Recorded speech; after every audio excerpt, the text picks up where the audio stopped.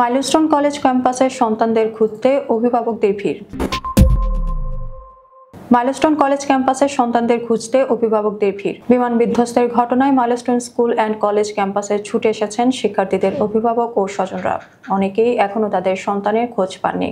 সোমবার দুপুরে মাইলস্টোন স্কুলের দোতলা ভবনের প্রবেশমুখে বিমান বাহিনীর একটি প্রশিক্ষণ বিমান বিধ্বস্ত হয়। সঙ্গে সঙ্গে আগুন ধরে যায়, তৈরি হয় চরম আতঙ্ক। এই ঘটনায় এখন পর্যন্ত 19 জনের মৃত্যুর খবর পাওয়া গেছে।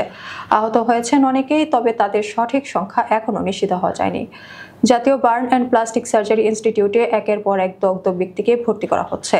বিকেল 5টা পর্যন্ত পাওয়া তথ্য অনুযায়ী সেখানে 50 জনকে ভর্তি করা হয়েছে। এছাড়া বেশ কয়েকজনকে সম্মিলিত সামরিক হাসপাতালে নেওয়া হচ্ছে।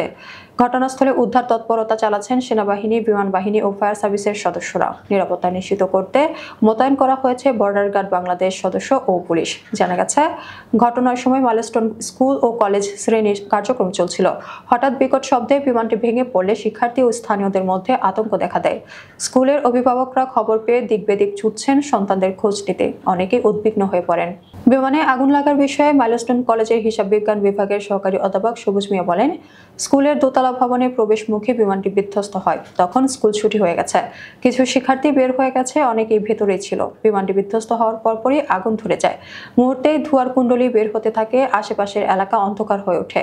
ঘটনাস্থলে থাকা লাকি আক্তার নামে একজন অভিভাবক জানান, তার 2 সন্তান এখানে পড়তেন।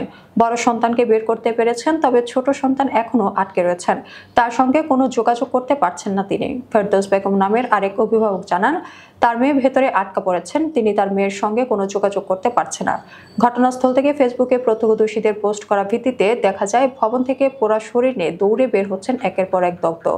তবে এদের বেশিরভাগই শিক্ষার্থী। সেনাবাহিনীর গাড়িতে করে অনেকে উদ্ধার করে নিয়ে যেতে দেখা গেছে।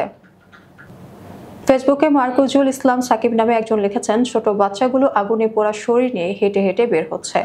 জাতীয় বার্ন ও প্লাস্টিক সার্জারি ইনস্টিটিউটের আবাসিক সার্জন ডক্টর শাওন বিন রহমান জানান, দগ্ধদের মধ্যে বেশিরভাগই শিক্ষার্থী। সবার অবস্থা আশঙ্কাজনক। এই চিকিৎসক আরও বলেন, এখনও দগ্ধ আহতদের হাসপাতালে আনা হচ্ছে। জরুরি বিভাগে চিকিৎসকদের একটি বিশেষ দল আহতদের চিকিৎসা দিচ্ছেন।